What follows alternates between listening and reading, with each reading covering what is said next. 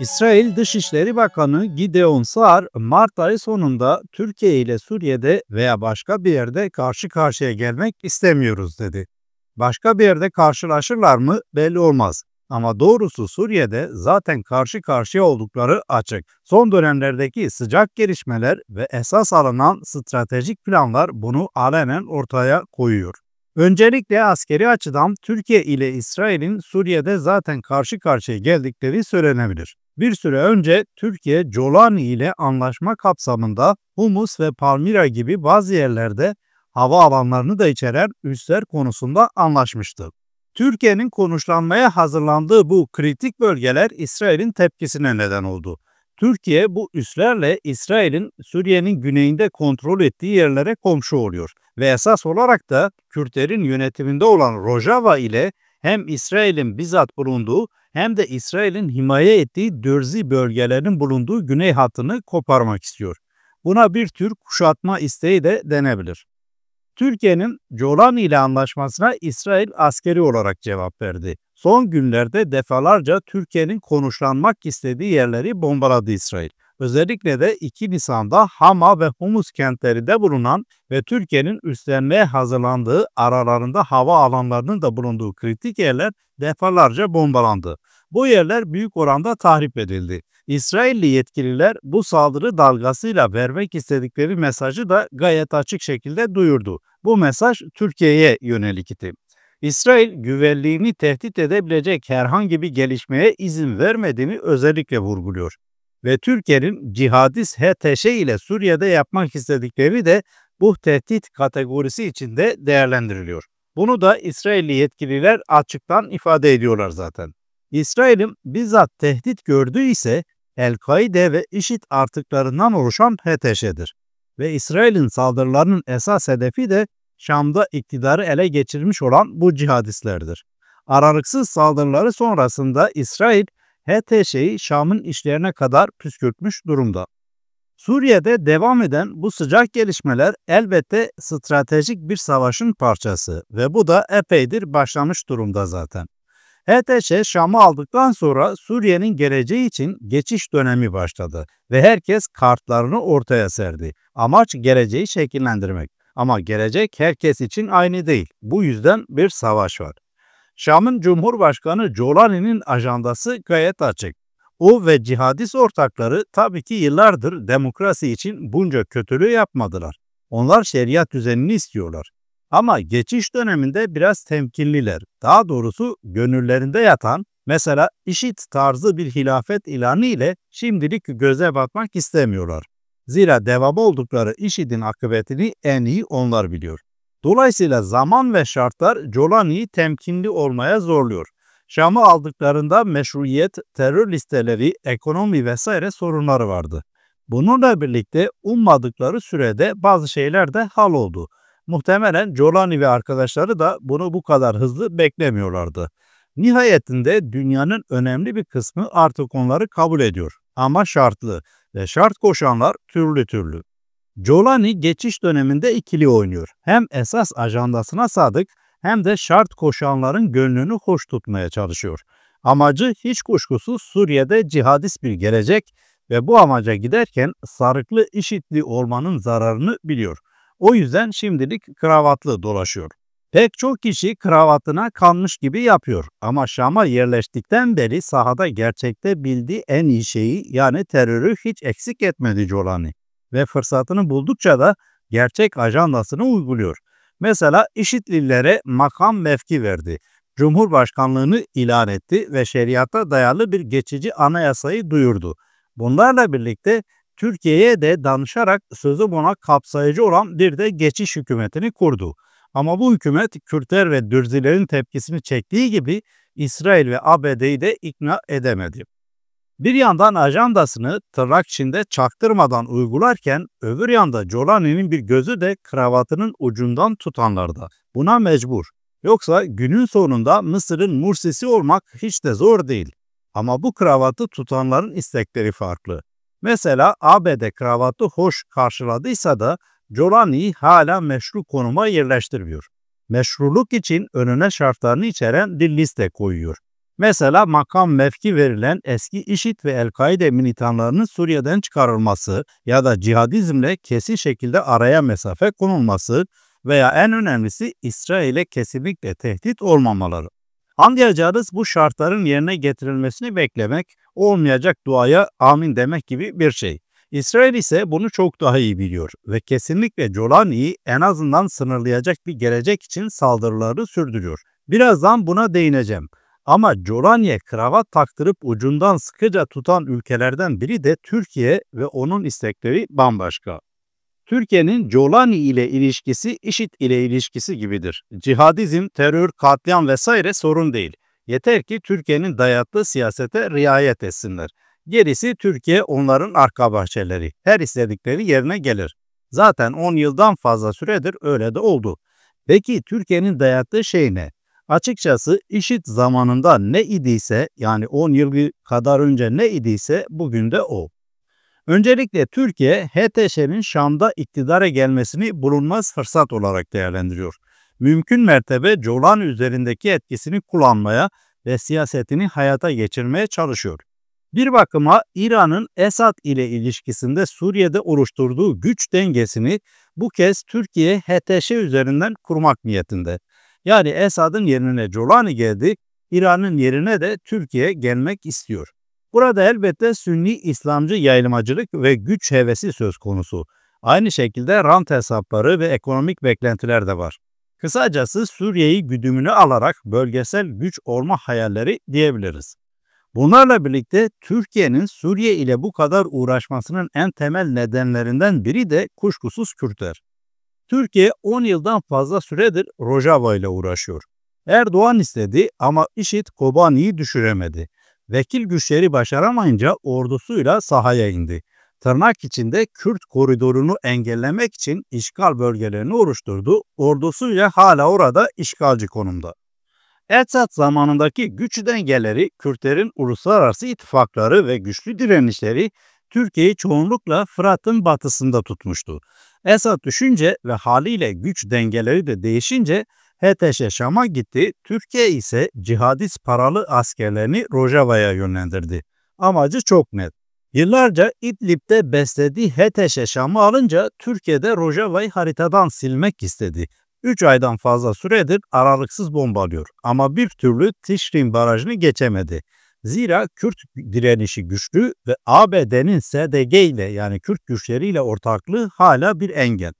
Esad sonrasında zaman geçtikçe Suriye'de dengeler yeniden kuruluyor ve bu durumda Türkiye hesaplarını güncelliyor ya da güncellemek zorunda kalıyor. Rojava'yı haritadan silmek için Trump'ı ikna etmenin yollarını arıyor. HTŞ ile ortak operasyon tasarlıyor, bir de İmralı'ya gidiyor. Hakan Fidan'ın son ABD ziyaretinde de görüldüğü gibi Türkiye hala Trump'ı ikna edebilmiş değil.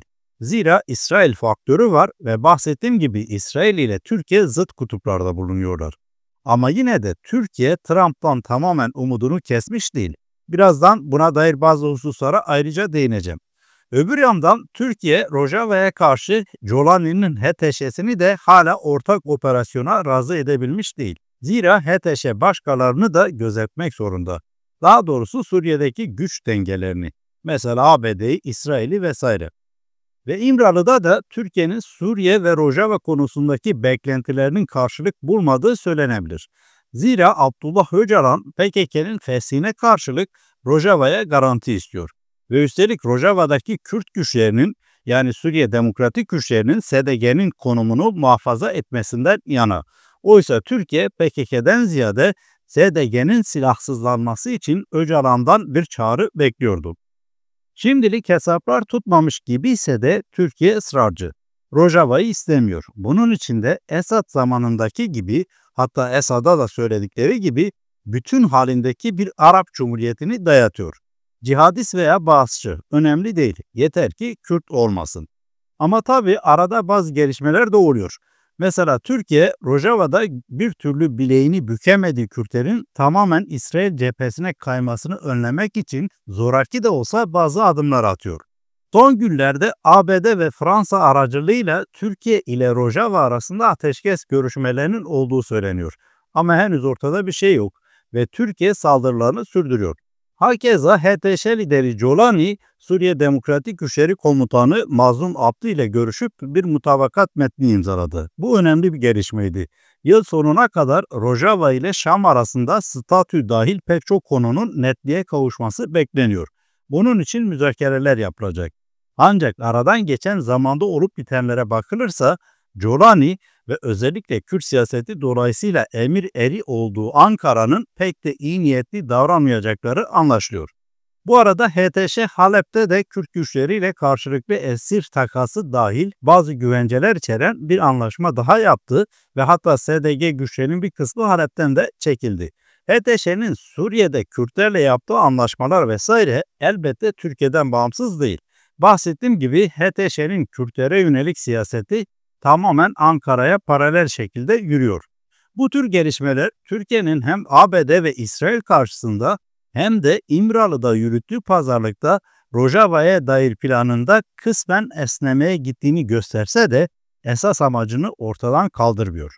Esas amaç Rojava'yı öyle ya da böyle haritadan silmektir ve bu hala yerinde duruyor. Türkiye mümkün mertebe Kürtleri İsrail cephesine tümden itmeden bu amacını gerçekleştirebileceği bir yol bulmaya çalışıyor. Bunu başarır mı? Zaman gösterecek. Anlaşılacağı üzere Türkiye vatan bölünme zorbalığını Suriye'de de dayatıyor. Ama Kürtler var. Vaziyetleri de gayet güçlü. Rojava'ya musallat olmuş Türkiye belasını bertaraf etmek için de direnmekle birlikte siyaseten epey esnek de davranıyorlar. Türkiye esas hedefinden esnemiyor. Ama Suriye farklı. Zaten parçalanalı çok oldu. Şimdi bu parçaların nasıl bir bütünlük oluşturacağı önemli. Bahsettiğim gibi Türkiye'nin istediği ortada. Ama Suriye'de çok daha etkili olanlar var ve onlar başka şeyler istiyor. Suriye'deki değişim İsrail'in son 2 yıldaki stratejisiyle ilgili. İsrail, İran'ı hedefe koyan bu stratejiyle adım adım ilerliyor. İran'ın hamiliğini yaptığı Hamas ve Hizbullah'ın belini kırdı. Esad'ı çökertti ve İran'ı kendi sınırlarına çekilmeye zorladı İsrail. Elbette Esad'ın düşüşünde başka pek çok faktör de var ama en önemlisi İsrail. İran'ı içe kapanmaya zorlayan İsrail durmadı. Etrafındaki İran etkisini temizlemeye devam ediyor. Buna dair son hamlelerini örneğin Yemen'de yaptı. İsrail ve ABD, İran destekli Husi güçlerine yönelik ağır bir saldırı dalgası gerçekleştirdi. İran oradan da yani Yemen'den de çekileceğini açıklamak zorunda kaldı. Öbür yandan İsrail ve ortağı ABD bizzat İran'dan değişim için ilerliyor. Donald Trump Hamame'ye yazdığı mektupta koşulsuz teslimiyeti dayatıyor. Aksi halde sert bir müdahalenin olacağının mesajını veriyor. Nitekim ABD'nin bölgeye yönelik askeri sevkiyatı son zamanlarda arttı ve olası bir İran müdahalesi çok daha fazla konuşulur hale geldi. Olup olmayacağını önümüzdeki günlerde ve elbette İran'ın atacağı adımlardan sonra görebileceğiz. İsrail esas hedefine doğru giderken İran'dan temizlediği yerlerde yeni belalar da istemiyor. Suriye bu nedenle önemli. İsrail cihadist İran ve vekil güçlerini etkisiz kıldı ama yeni gelenler hiç de onlardan aşağı kalır değiller. Bu yüzden Esad ve Mollaları Suriye'den çıkmaya mecbur eden İsrail yeni cihadistleri de hoş karşılamadı. HTŞ yani Heyet-i Tahrir-i Şam, Jolani'nin başında bulunduğu Heyet-i Tahrir-i Şam, Şam'a ulaşır ulaşmaz İsrail Suriye'de taş üstünde taş bırakmadı. Esad'dan kalan ne varsa imha etti, HTŞ'ye ganimet falan bırakmadı. Bu bir tedbirdi. İsrail yeni cihadistlere patronun kim olduğunu gösterdi ama yetinmiyor bununla. Kravatlı Jolani her fırsatta İsrail ve müttefiklerine düşman olmadığını haykırsa da gerçeğin böyle olmadığını İsrail gayet iyi biliyor. İsrail Jolani'nin ne dediğine değil kendisinin ne istediğine bakıyor. İstediği gayet açık. Kesinlikle yeni Esad veya İran olmayacak. Cihadistlerin Suriye'deki varlığı bir realite. Ama bu İsrail'in istediği şekilde yeniden düzenlenmeli. Peki nasıl? İsrail'in Esad'ın devrilmesinden sonraki stratejisi kontrol edilebilir ya da tehdit olmaktan çıkarılmış bir Suriye'yi öngörüyor. Hal böyle olunca dünün IŞİD'i olan bugünün HTŞ'sine ciğeri teslim etmek mezarını kazmak gibi bir şey oluyor. İsrail bunu gayet iyi biliyor. Kontrol edilebilir bir Suriye demek ise varlığı kabul edilse bile siyaseten, askeri ve idari olarak gücü sınırlandırılmış bir HTŞ demektir. İsrail neredeyse her gün bunu Jolani'ye hatırlatıyor. Giuliani bunu anlıyor mu? Evet anlıyor ama işin içinde Türkiye'de var. İsrail idari olarak en azından merkezin zayıflatıldığı federal bir idari sistem ve Şam'da da cihadistleri dengeleyecek yönetim ortaklığını istiyor. Tabi bir de askeri kapasitesi tamamen çökertilmiş bir Suriye. Bu Kürtlerin, Dürzilerin ve de Nusayrilerin istekleriyle de örtüşen bir strateji. Bunun için İsrail Suriye'deki bazı kritik yerleri bizzat askeri olarak kontrol ediyor. Dürzilerin bulunduğu güney kısmını da himaye ediyor. Kürtlere ise muhtemelen tarihinde ilk kez bu denli üst perdeden ve aleni şekilde el uzatıyor. Rojava yönetimi de İsrail'in elini geri çevirmiyor. Aksine sıcak karşılıyor. Ama kendi planları da var. Rojava doğrudan Türkiye'nin saldırısı ve tehdidi altında ve öncelikle bu beladan kurtulmanın yollarını arıyor. Bunun için Şam'daki cihadistlerle ortak bir yol bulmak önemli. Hal böyle olunca İsrail ile ilişkilere henüz Dürziler düzeyinde angaje olmuyor Rojava. Ama İsrail'in varlığı ve öngördüğü Suriye planı kesinlikle Kürtlerin elini rahatlatıyor. Ve bu durumda Kürtlerin ABD ile olan ortaklığının kalıcı hale gelmesi gayet mümkün oluyor. Ama elbette Trump belirsizliği diye bir hakikat de var. Yarın öbür gün ne olacağını kestirmek zor. Hatta Türkiye'nin İsrail ile Suriye'de yaşadığı gerilimi bitirmesi için Trump'ın devreye girmesini istediğini söylemek gerekiyor.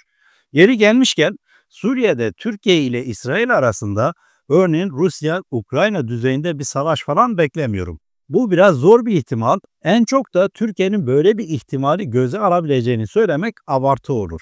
Her ne kadar hamasi söylemler havada uçuyorsa da.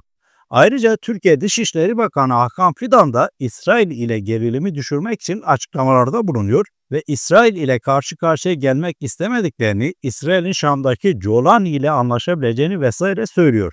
Türkiye'nin İsrail ile gerilimi düşürmek için kapısını çaldığı kişi ise elbette Donald Trump oluyor.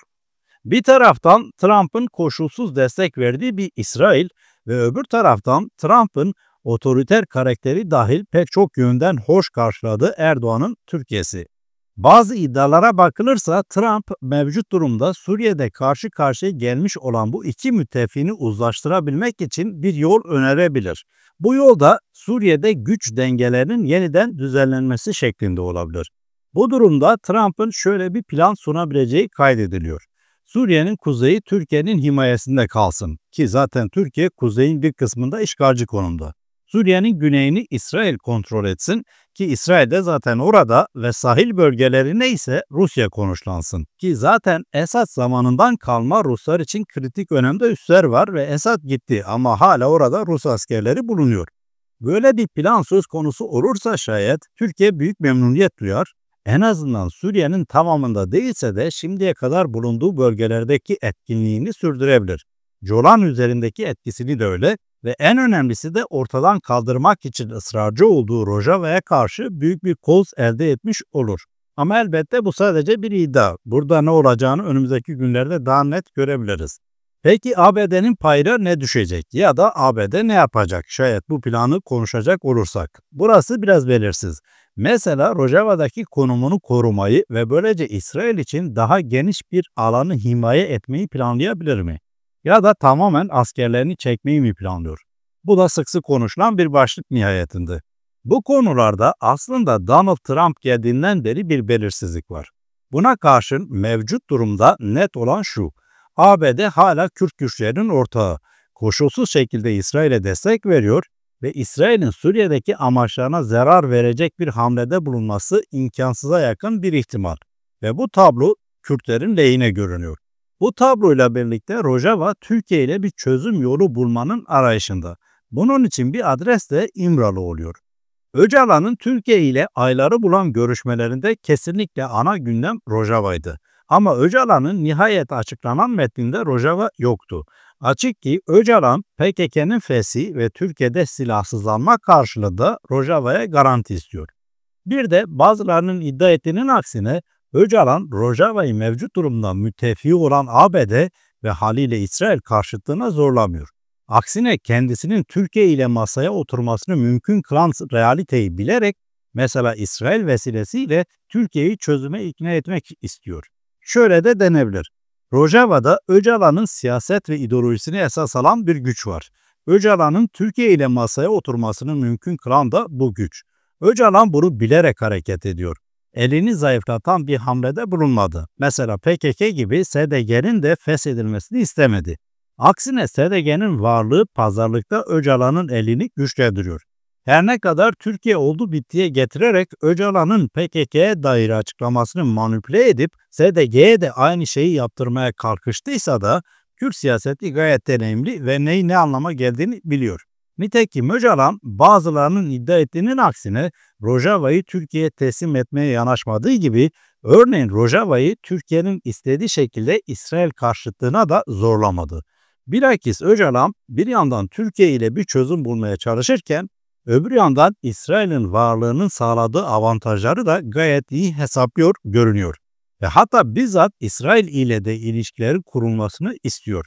Kimse pek dile getirmese de bu bilgi doğru bu arada. Bunu da paylaşmış olayım. Nihayetinde burası Orta Doğu. Tek ata oynayan kesinlikle kaybeder. İsrail'de mevcut durumda Orta Doğu'daki değişimin başını çeken güç. Öcalan da siyasetini buna göre kurguluyor. Mevcut durumda Kürtler örneğin Dürziler kadar İsrail ile angaje bir ilişki içinde değiller. En azından bu yönde bir görüntü vermemeye çalıştıkları söylenebilir. Bunun en önemli nedeni zaten ihtilaflı oldukları Türkiye ile halihazırda bir çözüm yolu bulmaya çalışırken tüm ipleri koparmamak. Ama bu İsrail'e mesafeli oldukları anlamına gelmiyor. Türkiye'den daha fazla Kürtler İsrail'e yakınlar denebilir. Bu gerçekler çerçevesinde Türkiye'den Rojava için bir garanti istiyorlar. Peki Türkiye buna ikna olur mu? Bu zor görünüyor. En azından Öcalan'ın açıklamasının üzerinden epey zaman geçti.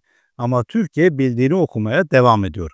Hatta PKK'ye kendini feshetmesi için bile fırsat vermiyor. Zira hesap Rojava ve Suriye'de. Türkiye bölünmez bir bütün halindeki Suriye'yi cihadist Jolaniyeli ile geleceğe taşımanın derdinde. Alevi katliamının önemli bir nedeni de buydu. Haliyle Rojava'da istenmiyor. İsrail ise Jolani'yi ve Türkiye'yi sınırlayan federal bir Suriye istiyor. Jolani Türkiye'ye itaat eder ama İsrail'den çok daha fazla korkar.